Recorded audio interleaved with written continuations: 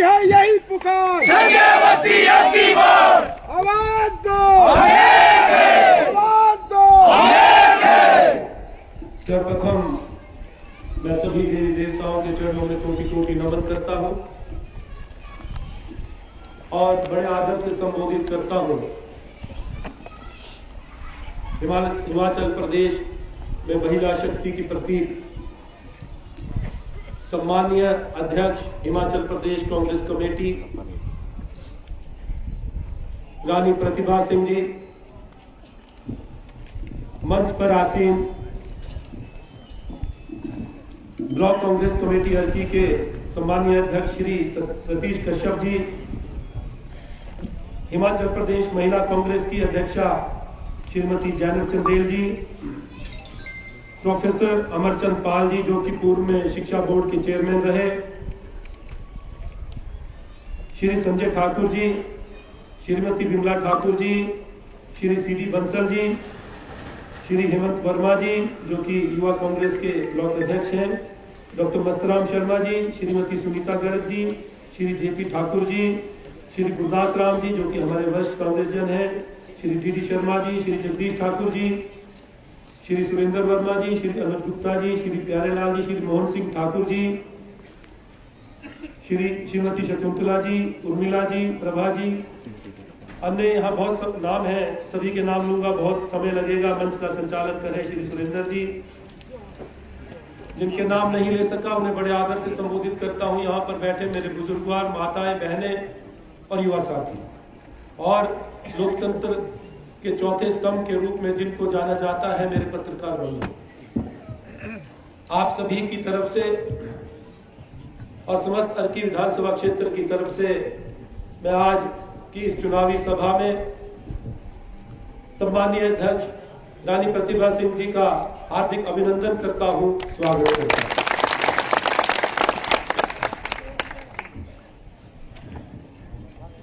आज फिर से चुनाव की आहट नजदीक आ गई है और 12 नवंबर को जो मतदान होने जा रहा है, ये हिमाचल प्रदेश की राजनीतिक परंपरा को आगे बढ़ाने का एक पहला कदम है। और हिमाचल प्रदेश की जो राजनीतिक परंपरा क्या रही, इससे सब आप सभी को मालूम है, और वो परंपरा है कि हर 5 वर्ष बाद सरकार बदलती है। 2017 में जो जनादेश भारतीय जनता पार्टी को प्रदेश की जनता ने दिया, एक उम्मीद से, एक आशा से कि सरकार जनहित की योजनाओं को लागू करेगी, बहुत से नए कार्य करेगी, लेकिन इन 5 वर्षों में जिस तरह से अव्यवस्था का आलम रहा और जनता त्रस्त रही, चाहे वो कर्मचारी बंधु थे, चाहे हमारे बेरोजगारों की जो फौज बढ़ी, 14.5 लाख जो शिक्षित युवा बेरोजगार भिन्न भिन्न एम्प्लॉयमेंट एक्सचेंजेस में पंजीकृत है। किसी भी वर्ग की बात करें, आज शिक्षा के क्षेत्र में अध्यापक नहीं है स्कूल में, स्वास्थ्य सुविधाओं की बात करें, 70% जो उप स्वास्थ्य केंद्र ग्रामीण क्षेत्र में है, आज वहां ताले लगे हैं, डॉक्टर्स नहीं है। और जो नियुक्तियां हो रही है बाहरी राज्यों के लोगों को, यहाँ पर हिमाचल प्रदेश में नियुक्तियां हो रही, चाहे वो जेई की नियुक्तियां हो, चाहे डॉक्टर्स की नियुक्तियां हो, और तो और अब जो ये छोटे क्लास 4 की जो नियुक्तियां हो रही है, जिनमें कभी भी ऐसा नहीं हुआ, इतिहास गवाह है कि वो स्थानीय जो लोग हैं उनको उस रोजगार को मिलता, वो रोजगार उन्हें मिलता था, वो नौकरियां उन्हें मिलती थी। लेकिन जिस तरह से मुझसे पूर्व वक्ता ने बताया कि पटवार सर्कल में जो कर्मचारी लगे हुए 25 नियुक्तियां हुई है पार्ट टाइम वर्कर्स की, और 25 में से 24 मंडी और सरका घाट के हमीरपुर के लगे। सिर्फ एक व्यक्ति को जो है यहाँ रोजगार मिला है पूरे अर्की विधानसभा क्षेत्र की। इन 5 सालों में जो ये अव्यवस्था का आलम था, प्रशासन पे कोई पकड़ नहीं, विभाग पे कोई पकड़ नहीं, और पूरी प्रदेश की जनता, अर्की विधानसभा क्षेत्र की जनता तो ज्यादा त्रस्त रही आज समय आया है इन सब बातों को ध्यान में रखते हुए अपने मतदान करने का। हिमाचल प्रदेश में जो चुनाव होने जा रहा है, ये व्यवस्था परिवर्तन के लिए चुनाव है। लोकतंत्र में सबसे बड़ा उत्सव चुनाव होता है और उसमें सबसे महत्वपूर्ण भूमिका जो होती है वो जनता की होती है। जनता जनार्दन है। आप ही नेता बनाते हैं, आप ही नेता गिराते हैं।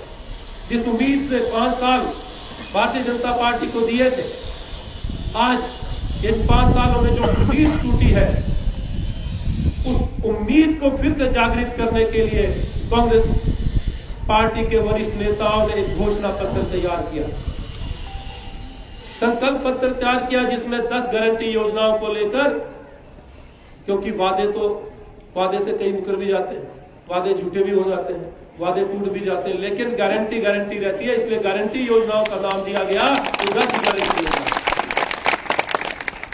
मैं धन्यवाद करना चाहूंगा रानी प्रतिभा सिंह जी, क्योंकि हमारे अध्यक्ष हैं और इनके अगुवाई में बाकी हमारे प्रदेश के जो वरिष्ठ नेताओं ने घोषणा पत्र जो तैयार किया, वाकई ये बहुत काबिल तारीफ है और जनहित की जो योजना है इसमें आपने शामिल करी। मैं आपको इस मंच के माध्यम से बधाई देता हूं, धन्यवाद करता हूं। कई वर्षों से जो हमारे कर्मचारी बंधु अपने पेंशन को लेकर संघर्षरत है, 2003 के बाद जिन कर्मचारियों की पेंशन बंद हो गई और जो आज शिक्षित युवा जो आज रोजगार पा रहे हैं सरकारी क्षेत्र में, उनको भी पेंशन नहीं मिलेगी। सबसे पहला जो निर्णय हिमाचल प्रदेश की सरकार बनने के बाद कैबिनेट में जो लिया जाएगा, वो ओल्ड पेंशन स्कीम लागू करने का होगा, कर्मचारियों के लिए लंबित मांग को पूरा करने का होगा। दूसरा जो निर्णय जो उसमें लिया गया है कि महिला शक्ति, मातृशक्ति को सम्मान निधि के रूप में जो 1500 रुपए सम्मान निधि के रूप में हर महीने देने की बात की है, इसके लिए भी मैं धन्यवाद करता हूं आपका।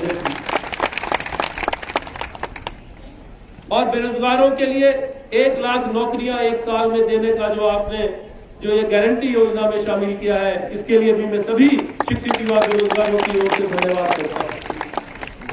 ऐसी बहुत सी योजनाएं हैं जो इस संकल्प पत्र में ली गई है। आज मैं सिर्फ ये कहना चाहता हूं, मैं वो बात याद दिलाना चाहता हूं कि स्वर्गीय राजा वीरभद्र सिंह जी अपने भाषण में हमेशा कहा करते थे, मैंने अर्की विधानसभा क्षेत्र क्यों चुना? मैंने अर्की विधानसभा क्षेत्र इसलिए चुना कि यहां पर कांग्रेस एकजुट नहीं थी। मैं कांग्रेस को यहां पर एकजुट देखना चाहता था। मैं यहां पर कांग्रेस का वर्चस्व देखना चाहता था। कांग्रेस का यहां से विधायक बने, इसलिए मैंने ये पहला कदम लिया कि मैंने अर्की विधानसभा क्षेत्र चुना। और मैं धन्यवाद करता हूं, आज वो हमारे बीच में नहीं है, लेकिन उनका यहां पर आकर चुनाव लड़ना, आज यहां पर कांग्रेस के सभी कार्यकर्ताओं के जो एक माला में धन्यवाद करता हूं। और वो हमेशा कहते थे कि यहां से कांग्रेस का विधायक हो, क्योंकि अर्की से वो प्यार करते। और जो 5 साल में जब वो मुख्यमंत्री थे, निवर्तन सरकार, जो यहां पर विकास हुआ और ना भूतो ना भविष्यति, इतना विकास हुआ कि आने वाले 10 साल में भी उसका अगर 10% विकास भी अगर हम करवा सके तो मैं समझता हूं कि बहुत बड़ी एक बात होगी। वर्तमान सरकार इन 5 वर्षों में अर्की में एक भी योजना नहीं ला सकी। और तो और जो यहां की योजनाएं जो राजा साहब दे गए थे, वो भी पूरी नहीं करने दी, उन्होंने अधूरी छोड़ी। निर्माण कार्य इसका हो चुका था, जो तमनी हेल्थ सेंटर की सुंदर बिल्डिंग बनी, लेकिन उसके बावजूद ये फंक्शनल आज भी नहीं हुआ।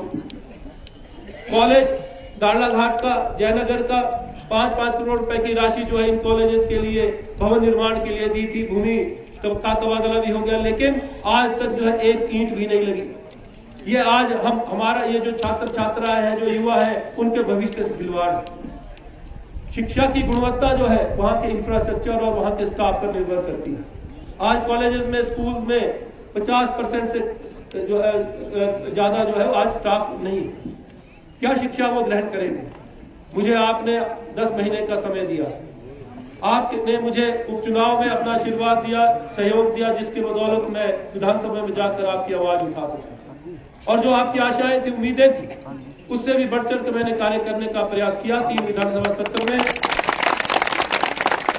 मैंने हर पंचायत, जो हमारी 71 पंचायतें और 1 नगर पंचायत, 72 पंचायतों की जो भिन्न भिन्न समस्याएं थी, उनको मैंने विधानसभा के पटल पर उठाया। आज हमारा जो ये माइनिंग फंड करोड़ों रुपए की राशि पहले बाहर जाती थी, और इस पे जो हमारा सबसे अधिकार जो था हमारे अपने लोगों का था, वो मैं वापस लाने में सफल हुआ। 25 करोड़ 83 लाख रुपए जो है, ये आप लोगों की ताकत है, ये आप लोगों की ताकत है, ये आपके वोट की ताकत है, जो आपने मुझे आशीर्वाद के रूप में वोट दिया और मैं वहां पर विधानसभा में पहुंचा और आपकी आवाज बुलंद कर सका। आज भी बहुत सा काम है करने। आज मैं अर्की विधानसभा क्षेत्र की प्रबुद्ध जनता से 5 साल का ये जो कार्यकाल मांग रहा हूं। आप मुझ पर विश्वास जताएं और ये 5 साल का कार्यकाल मुझे दें।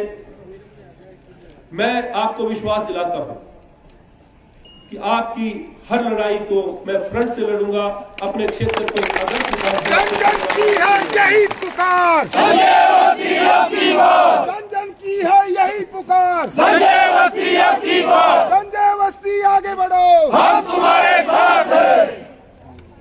आज अर्की विधानसभा क्षेत्र में एक भी टेक्निकल इंस्टीट्यूट नहीं, एक भी तकनीकी संस्थान नहीं। क्या वजह है? आज हमारे ट्रांसपोर्टर्स का शोषण हो रहा है, और मैं रानी साहिबा मंच के माध्यम से आपको ये अवगत कराना चाहूंगा। पहले ये जो अंबुजा सीमेंट प्लांट जो अब अदानी ने ले लिया है, और साथ ही बिलासपुर में जो एसीसी प्लांट है वो भी अदानी का, और ऐसी कुछ बातों की चर्चा हो रही है कि अब एक ही मार्का जो है हर जगह होगा, और हमारे उससे हो सकता है हमारे ट्रांसपोर्टर जो यहाँ पर बंधु है, जो इस व्यवसाय में, और बहुत हर घर से ट्रांसपोर्टर, उनके उज्जवल भविष्य की हमें चिंता करनी। और मैं आपसे आग्रह करता हूं कि उनके हितों का ध्यान आप जरूर रखें, और ताकि जो आने वाले समय में उनका शोषण ना हो। क्योंकि अब आने वाला जो समय है, जो मैं विजुलाइज कर रहा हूं कि क्योंकि ये लोग तो सरकार के एजेंट हैं, और अदानी प्रदेश सरकार जो है, आज प्रदेश सरकार भारतीय जनता पार्टी की सरकार में ये जो इन्होंने टेक ओवर किया, और एक दो जो डिसीजन इन्होंने लिए वो आज ट्रांसपोर्टर्स के खिलाफ है। मैं चाहता हूं कि कोई भी इस तरह का जो ट्रांसपोर्टर्स के खिलाफ डिसीजन हो, उसको हम रिवर्ट करें और उसको जो हम लागू ना होने देंगे।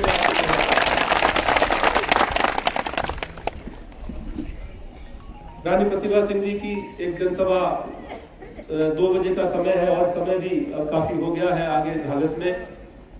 मैं तो आज सिर्फ आपके समक्ष यहाँ पर 5 साल का कार्यकाल मांगने आया हूँ, और आपका विश्वास मांगने आया हूँ कि 5 साल के लिए आप मुझे आशीर्वाद दें।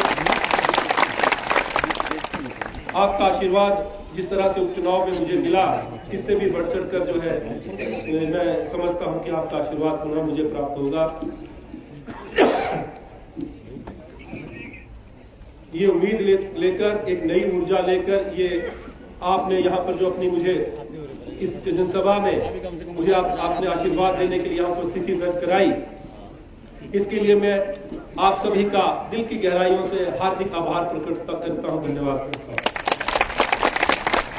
मैं धन्यवाद करना चाहूंगा हमारे श्री इंदर सिंह चौधरी जी का भी, जिनका ये प्रांगण में, जिनके ये ग्राउंड में जो है आज इस जनसभा का आयोजन हो रहा है। मैं कांग्रेस परिवार की ओर से उनका हार्दिक आभार प्रकट करता हूं, धन्यवाद करता हूं।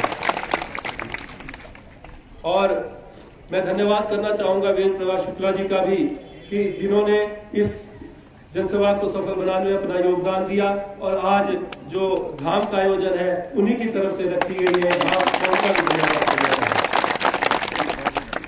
संघे शक्ति कलयुगे, जब हम एकजुट हैं तो बहुत बड़ी बड़ी विजय हासिल कर सकते हैं। और आज आपकी यहाँ की उपस्थिति इस बात को दर्शाता है, इस बात का द्योतक है कि कांग्रेस अर्की विधानसभा क्षेत्र में एकजुट है। हम एकजुट होकर ये चुनाव लड़ रहे हैं और ये विजय पताका जो है 8 दिसंबर को जो है लहराएगी और कांग्रेस पार्टी की सरकार में हमारी भी हिस्सेदारी होगी। इन्हीं शब्दों के साथ आपका बहुत बहुत धन्यवाद। जय हिंद, जय हिंद।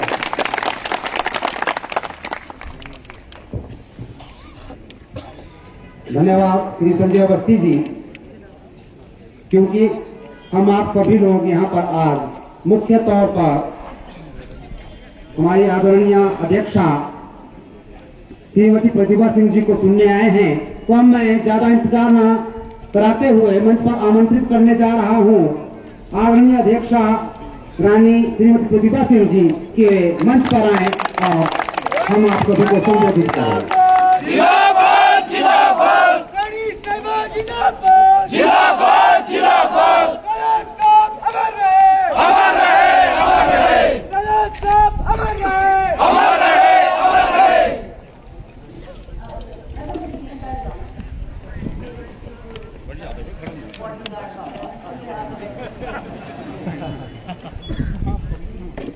हमारे अर्की क्षेत्र के बहुत ही जुझारू, ईमानदार और कर्मठ विधायक श्री अजय संजय अवस्थी जी, पिछली बार भी उपचुनाव में आपने इनको विजय दी थी, तो इस बार भी मैं आपसे करवत निवेदन करने आई हूँ कि हमारा कांग्रेस का प्रत्याशी संजय अवस्थी है।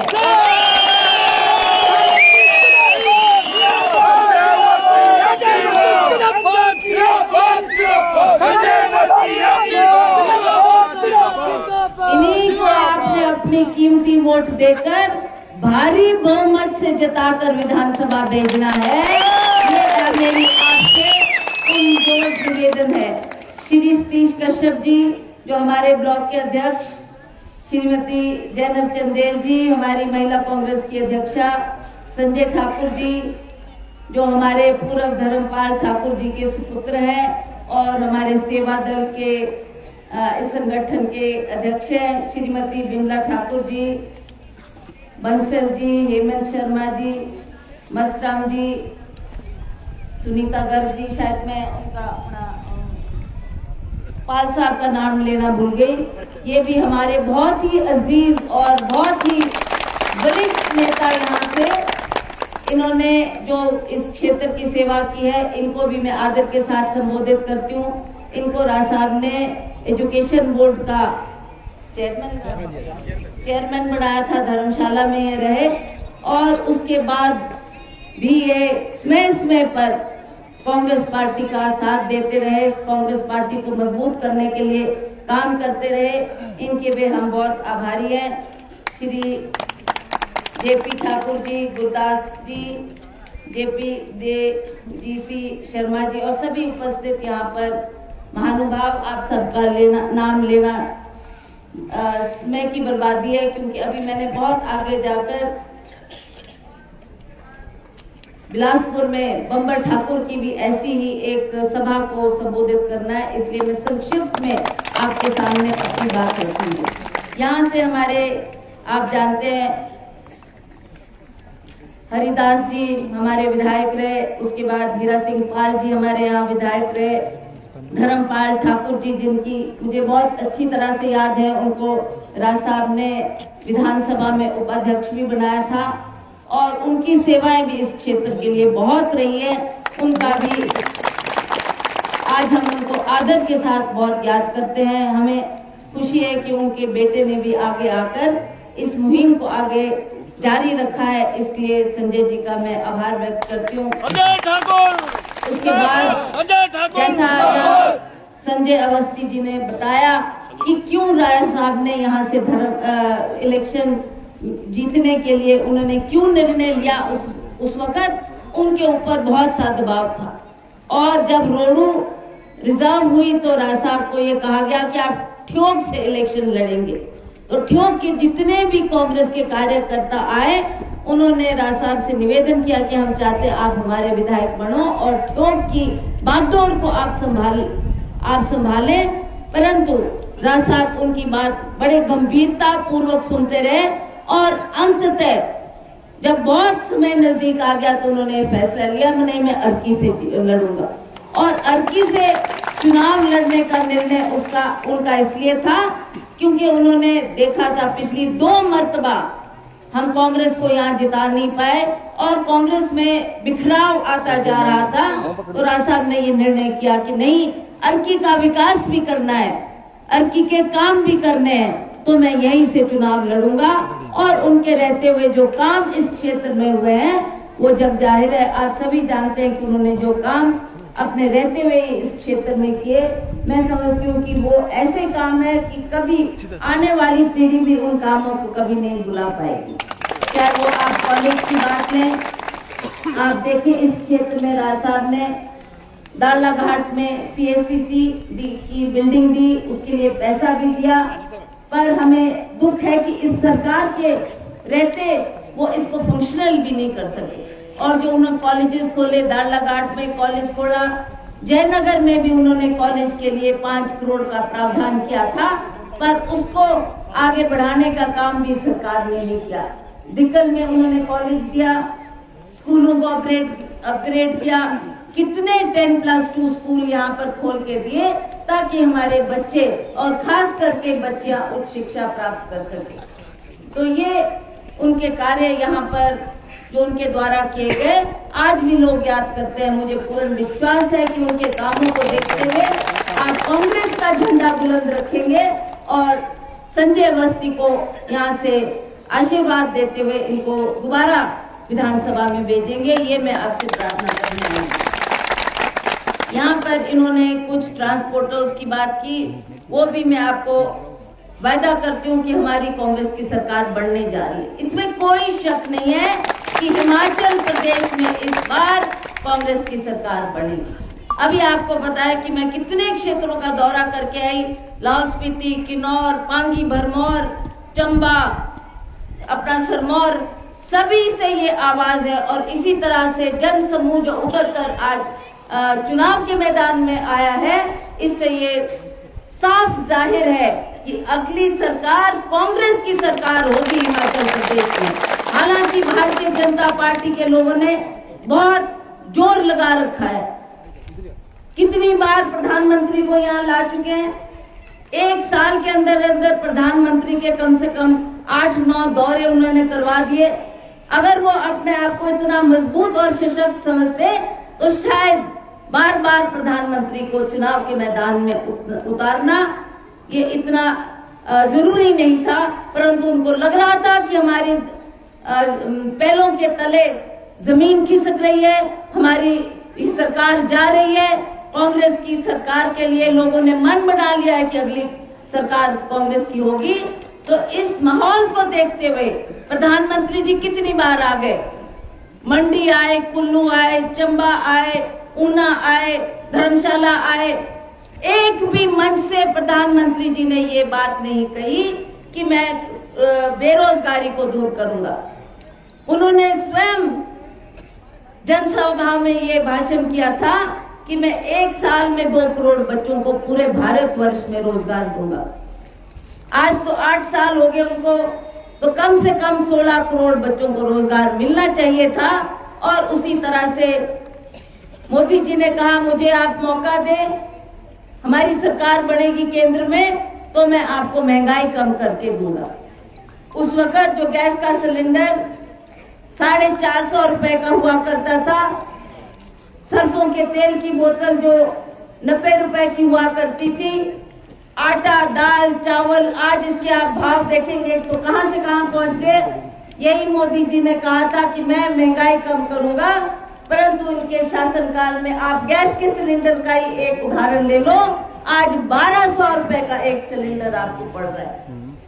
मेरी माता और बहनें जानती है कि घर की शाम को आपने जब चूल्हा जलाना होता है, रोटी पकानी होती है, तो हर चीज में कितनी महंगाई है। चाहे वो आप दालें खरीदो, आटा, चावल, तेल, नमक, हर चीज के दाम बढ़ गए, हर चीज पे GST सरकार ने लगा दी। वो भी वीरभद्र सिंह जी की सरकार ही थी जिन्होंने 100 करोड़ रुपया सरकारी खजाने में जमा करके आपको सस्ती दुकानों के जरिए सस्ता राशन उपलब्ध करवाया। दिलवाया। उसमें 3 किस्म की दालें थी, आटा था, चावल था, चीनी थी, नमक था, तेल था, जो आपको सस्ते से सस्ते दामों में उपलब्ध होता था। बिजली के दाम बढ़ने लगे तो राजा साहब ने 100 करोड़ बिजली बोर्ड में जमा किया और कहा मेरे लोगों के ऊपर भारी बिजली का बोझ नहीं पड़ना चाहिए, तो आपको सस्ती बिजली उन्होंने दिलवाई। आज आप देख रहे हैं कि इनके कार्यकाल में किस तरीके का कुशासन है और किस तरीके से लोगों ने आज भाजपा की जो पिछली ये जो सरकार है, आज चाहे वो केंद्र में है चाहे वो हिमाचल प्रदेश में, इनकी सरकार के कारनामे आपके सामने है। अभी लोगों को लगा कि शायद पुलिस में भर्ती होगी, पुलिस में भर्ती के लिए गरीब लोगों ने अपने बच्चों को उधार पैसा लेकर बच्चों को शिक्षित किया, उनको ट्रेनिंग दिलाई, उनको पढ़ाया लिखाया कि आप पुलिस में भर्ती होने जा रही है, उसमें आप एग्जाम देंगे, इंटरव्यू होगा और आपकी उसमें सिलेक्शन होगी, ऐसा उम्मीद लोग करते थे। पर जब वो उसका रिजल्ट आने की बारी आई तो आपने देखा कि क्या कहा सरकार ने, ये पेपर लीक हो गया। ये पेपर लीक नहीं हुआ, ये पेपर जो होना था उसका एक बहुत बड़ा घोटाला हुआ, बहुत बड़ा घोटाला हुआ। हजारों करोड़ रुपए में वो पेपर बेचा गया। इनके डीजी पुलिस, इनके आईजी, इनके सभी जितने आला अफसर थे उनकी रहनुमाई में ये सब काम हुआ, जो कि जनता जानती है। पुलिस में भर्ती होनी थी, उसका ये हाल हुआ। आर्मी में भर्ती होनी थी, उसका ये हाल हुआ। आज आप इस तरीके से अगर बच्चों को मौका ही नहीं देंगे आगे आने का, तो मैं समझती हूँ इससे तो और क्या बात दुर्भाग्यपूर्ण हो सकती है। मैं आपको विश्वास दिलाना चाहती हूँ कि कांग्रेस की सरकार बनेगी और अवश्य जिन गारंटी की संजय अवस्थी जी यहाँ बात कर रहे थे, उन गारंटीज को हम आगे बढ़ाएंगे। हमने ओपीएस की बात की और ये कहा कि कुछ गारंटी की बात जो कर रहे थे, उसमें सबसे बड़ी गारंटी ओपीएस की, ओल्ड पेंशन स्कीम की, और उस ओपीएस को लागू करने के लिए हमने कहा जैसे ही सरकार बनेगी हम तुरंत उसको लागू करेंगे, क्योंकि ये हमारे जितने भी पेंशन वाले लोग हैं वो बार बार सरकार के पास जाते रहे, पर जयराम सरकार ने अनदेखी की, उन्होंने ये बात नहीं सुनी और हमने कहा कि हम इस काम को प्राथमिकता देते हुए इस काम को करेंगे। उसके साथ हमने महिलाओं को प्रति माह 1500 रुपए देने की बात कही, हमने फ्री आपको बिजली 300 यूनिट बिजली देने की बात कही, और जो 680 करोड़ एक साल में स्टार्टअप के लिए हमने उसमें कहा कि कोई भी आपको बिना इंटरेस्ट के वो आप कोई काम शुरू करना चाहे तो उसकी भी हमने बात कही है। उसी तरह से जो महिलाएं गाय पालकर दूध उत्पादन होता घर में, उसको इसके लिए भी सरकार अवश्य आपका 10 लीटर दूध लेगी। गोबर की भी आपने बात सुनी होगी कि गोबर की बात कही गई, तो गोबर की बात इसलिए कह रहे हैं कि ये जो पशु आवारा घूम रहे चारों तरफ, जिससे हर किसान भी परेशान है और बहुत सी परेशानियां हम देख रहे हैं कि इसके बारे में बार बार भारतीय जनता पार्टी के लोग कहते हैं हम गौ रक्षक है, हम गौ की रक्षा करेंगे, पर इन्होंने कोई भी कदम इनकी रक्षा के लिए नहीं उठाया। और हमने कहा कि अगर आप घर में गाय पालना और पशु पालना शुरू करेंगे और जो आपका गोबर होगा वो भी सरकार खरीदेगी, ये भी बात हमने की ताकि हम इससे छुटकारा पा सके। और जो ये सड़कों पे जानवर घूम रहे हैं उनको हम अपने गौशाला में बांधे और उस गोबर को भी सरकार लेगी, उससे भी आपको आय का साधन होगा। तो ये बात भी हमने इस गारंटी में की है।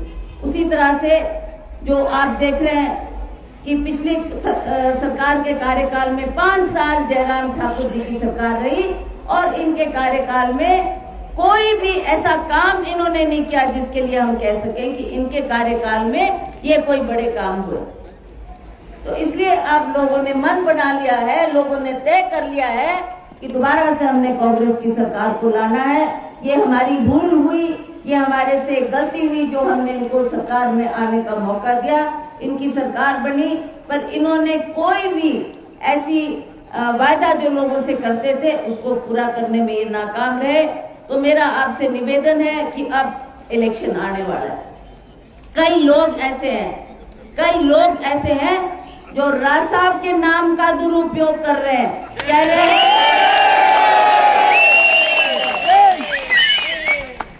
राजा साहब का तो पूरा हिमाचल प्रदेश अत्याचारित। राजा साहब के द्वारा हजारों काम लोगों ने करवाए, पर इलेक्शन के वक्त में कोई ये कह दे कि जी मैंने करवाए, मेरे द्वारा किए गए, मैं हॉली लॉज का खास हूं। राजा साहब ने अपनी जिंदगी के 60 साल कांग्रेस में लगा दिए। आपको मैंने उदाहरण दिया, उन्होंने अर्की चुना इलेक्शन जीतने के लिए, विधायक बनने के लिए, वो इसलिए ताकि वो अर्की क्षेत्र का विकास करना चाहते थे, यहाँ की उन्नति तरक्की करना चाहते थे, और वो चाहते थे कि यहाँ पर जो काम पिछले 10 सालों में नहीं हुए उन कामों को मैं आगे बढ़ाऊं। तो मैंने आपसे ये स्पष्ट तौर से ये कहना है कि राजा साहब ने ही ये पौधा लगाया था संजय अवस्थी का। लगाया पौधा है, राजा साहब अमर रहे, राजा साहब अमर रहे। तो ये मैं आपसे कहना चाहती थी कि इन्हीं को आपने अपना आशीर्वाद देना। राजा साहब कहीं ना कहीं किसी भी रूप में ये जनसभा को देख रहे हैं, सुन रहे हैं, और उनको खुशी होगी कि आपने मेरे लगाए हुए उसमें पानी देने का काम किया, उसमें खाद डालने का काम किया, और जब वो वृक्ष बड़ा होगा, फलेगा, फूलेगा, तो सबको आपको उसका लाभ मिलेगा। ये मैं आपसे कहना चाहती थी। तो हमारे ट्रक यूनियन के लोग हैं, जिनके कई ना कोई लोग इसमें काम कर रहे हैं, उनके लिए भी मैं ये कहना चाहती हूँ कि जब सरकार बनेगी तो जो आपकी प्रॉब्लम्स होगी, जो आपके काम होंगे, उसको अवश्य कांग्रेस की सरकार के द्वारा पूरा किया जाएगा। मेरी माताएं और बहनें भी बहुत दूर दूर से आई हैं, आप बहुत देर से धूप में, कड़ी धूप में बैठी है। मैं आपसे भी ये निवेदन करना चाहती हूँ कि आपकी रिश्तेदारी में, प्योके में, ससुराल में, जहाँ आपने बेटियां भी आई हैं, वहाँ जितनी भी रिश्तेदारी, आप सभी को टेलीफोन के माध्यम से ये कहेंगे कि 12 तारीख को आपने अपना वोट डालने यहाँ पर पहुंचना है, ताकि एक एक वोट हमारा सरकार बनाने में हमारी मदद करेगा। तो आपकी कीमती वोट इनके पक्ष में पड़नी चाहिए। दूसरी बात मैं आपसे ये कहना चाहती थी, डिस्टर्ब करेंगे ना आप तो फिर मैं नहीं बोल सकती, मेरे को पता ग्रामीण की बात बोलने आप आ रहे हैं, मैं बोलने लगी। दूसरी बात मैं आपको कहना चाहती थी कि अर्की के अलावा आपका कई हल्का जो है वो ग्रामीण में के साथ लगता है, तो ग्रामीण से भी राजा साहब के सुपुत्र विक्रमादित्य वहां पर विधायक हैं। तो मैं आप चाहूंगी कि आप उसको भी ग्रामीण क्षेत्र में जितनी भी आपकी रिश्तेदारी है, जान पहचान है, आप बोलकर उनको भी वहां से बल दें, और उनको, उनके वोटरों को भी कहें कि आपने कांग्रेस के पक्ष में वोट डालना है। इन्हीं शब्दों के साथ मैं सभी पत्रकार बंधु आए हैं, आपका भी बहुत बहुत आभार व्यक्त करती हूँ, धन्यवाद करती हूँ कि आपने इस सभा में आकर हमारी संदेश को सुना, और आपसे भी उम्मीद करती हूँ कि आप चाहे अखबार के माध्यम से, चाहे सोशल मीडिया के माध्यम से हमारे इस संदेश को घर घर तक पहुँचाए। इन्हीं शब्दों के साथ आप सबका